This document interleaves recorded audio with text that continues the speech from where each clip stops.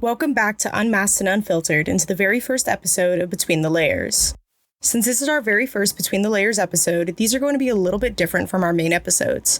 In the main show, we dive into history, identity, and hidden stories, taking a closer look at the people, events, and ideas that have shaped the world around us. But history doesn't just live in archives and textbooks. It also lives in the stories we tell, the books we read, the films that stay with us long after the credits roll, the characters who help us understand something about ourselves or about each other. So in these Between the Layers episodes, we're taking the themes from the previous full episode and exploring how they show up in fiction, film, and media. Not as literary analysis or movie criticism necessarily, just a conversation about the stories that echo the same questions we've been asking all along. And after our first episode, Closeted Lives, Queer Identity, and Secrecy Through the Ages, I couldn't think of a better place to start than Cantoras by Caro de Robertis and Portrait of a Lady on Fire. Because while these stories take place in different countries, different centuries, and under very different circumstances, they're both grappling with the same ideas we talked about last time. What does it mean to build a life when the world doesn't fully make space for you? What happens when freedom only exists in certain places or for certain moments? How do people create community, love, and joy inside systems that were never designed to allow them to exist openly? And why do some stories stay with us long after they're over? So today, we're heading to a remote beach on the coast of Uruguay, a windswept island off the coast of France, and into two of my favorite stories about love, memory, and freedom, and the spaces people create for themselves when the world gives them nowhere else to go. Let's get into it. Before we dive in, I should probably give a little context for anyone who hasn't read Cantoras or seen Portrait of a Lady on Fire. Cantoras by Caro de Robertis follows 5 queer women living in Uruguay during the country's military dictatorship in the 1970s and beyond. At a time when being openly queer could cost them their freedom, their safety, and in some cases their future, they discover a remote stretch of coastline called Cabo Polonio. There, they begin building something together. What starts as a refuge slowly becomes a home. A place where friendships deepen, relationships evolve, and each woman is given the space to become more fully herself. The novel follows them across decades, showing not only who they are in that place, but who they become because of it. And honestly, one of the things I love most about Cantoras is that it isn't just a love story. It's a story about friendship, about community, about building a life alongside other people who understand you. Portrait of a Lady on Fire takes place in 18th century France and follows Marianne, a painter who was hired to create a wedding portrait of a young woman named Heloise. The catch is that Heloise doesn't want to be painted, so Marianne is forced to observe her in secret, memorizing her features during walks, conversations, and everyday moments before recreating them on canvas. What begins as observation slowly transforms into intimacy. As the two women grow closer, a relationship develops between them during a brief period of freedom on a remote island where, for a little while, they exist outside the expectations waiting for them beyond its shores. Like Cantoras, it's a story about love, but it's also a story about memory, about being seen, and about how some moments stay with us long after they're gone.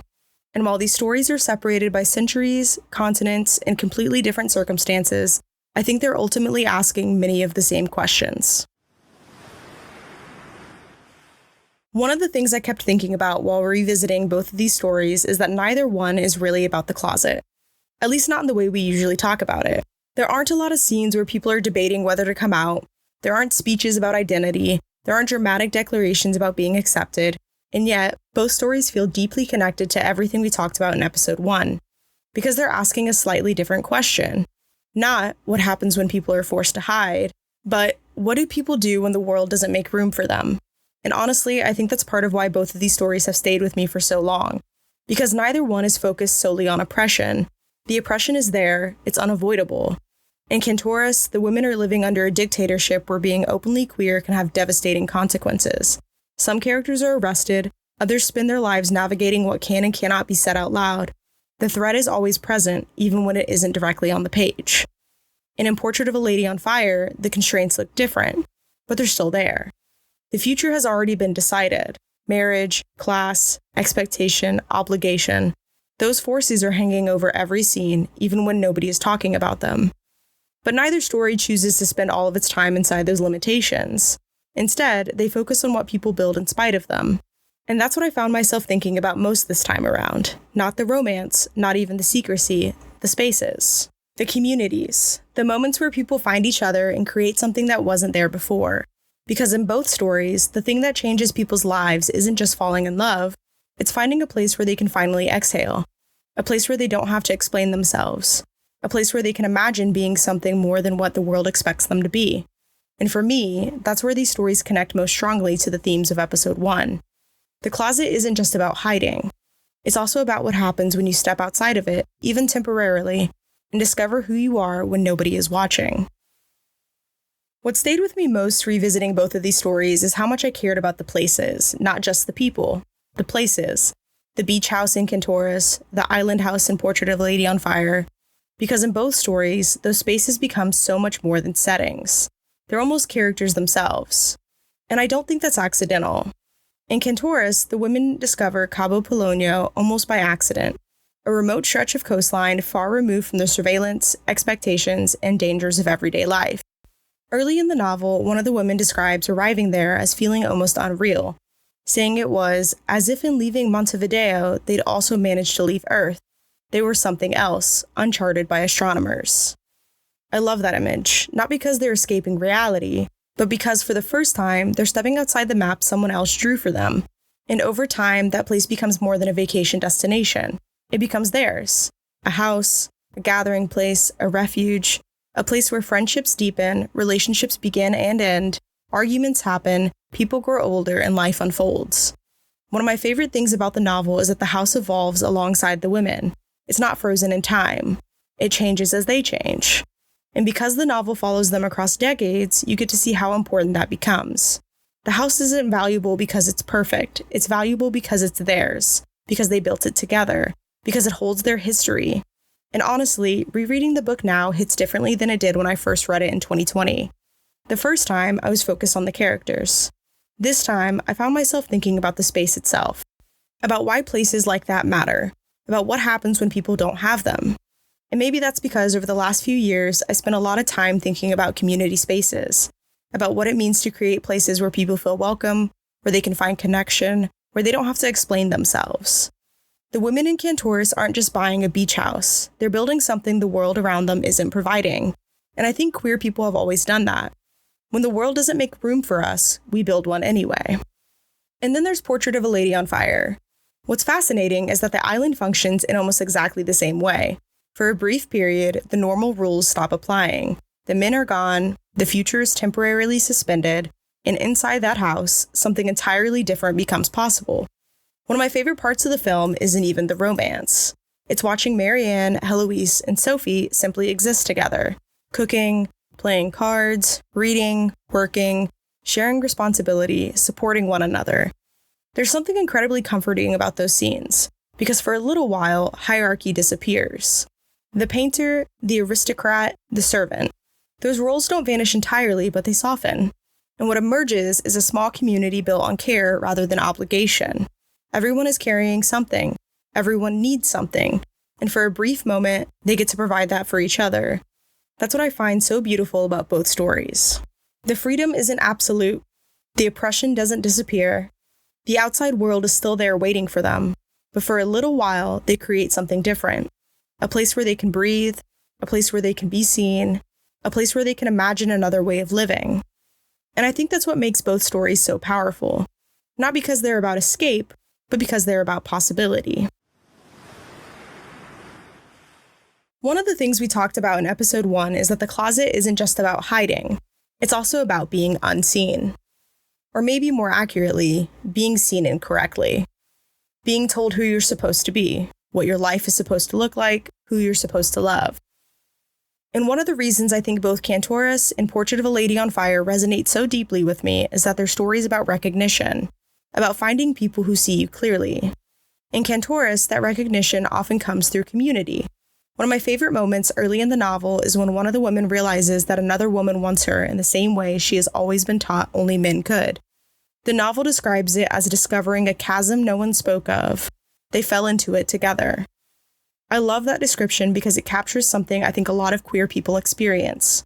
Not just realizing who you are, but realizing you aren't alone. Finding people who understand something about you before you fully found the words for it yourself. And throughout Cantoras, that recognition keeps happening. Not just through romance, through friendship, through shared experiences, through knowing glances and conversations and years spent growing alongside one another. The women become witnesses to each other's lives. They see each other change, they see each other's heartbreaks, their triumphs, their mistakes. And there's something really beautiful about that. Because being seen isn't always about being understood perfectly. Sometimes it's just having people who stay, people who know your history, people who know who you were before you became who you are now. And I think that's why the friendships in Cantoras have stayed with me more than any individual romance. The love stories matter, but the friendships are the foundation. They're what make everything else possible. That's part of why Cantoras feels so much like a story about found family. Over the course of the novel, relationships begin and end. People make mistakes, they hurt each other, they grow in different directions, but they keep finding their way back to one another. At a certain point, they stop feeling like a group of friends and start feeling like a family. Not because they're related, not because they always agree, but because they've chosen each other over and over again. They've witnessed each other's lives, they've carried each other's secrets, they've celebrated each other's joys and sat with each other's grief. And there's something incredibly powerful about that, especially in a world that often told queer people that family, belonging, and community weren't meant for them, so they built their own. Portrait of a Lady on Fire approaches this idea from a different angle. The entire film is built around looking. At the beginning, Marianne is literally studying Heloise, watching her, observing her, trying to capture her likeness on a canvas. But as the film progresses, that dynamic changes. The more Marianne looks at Heloise, the more Heloise begins looking back. And eventually, the film stops being about observation. It becomes about mutual recognition. There's a moment where Heloise begins pointing out all the ways Marianne has become predictable to her.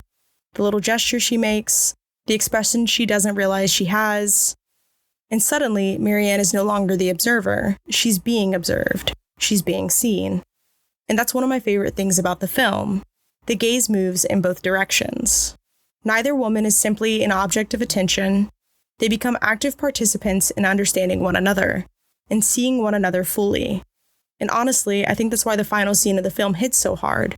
Not because they're separated, not because the relationship ends, but because even after everything else is gone, that act of recognition remains. We see Marianne see Heloise one last time.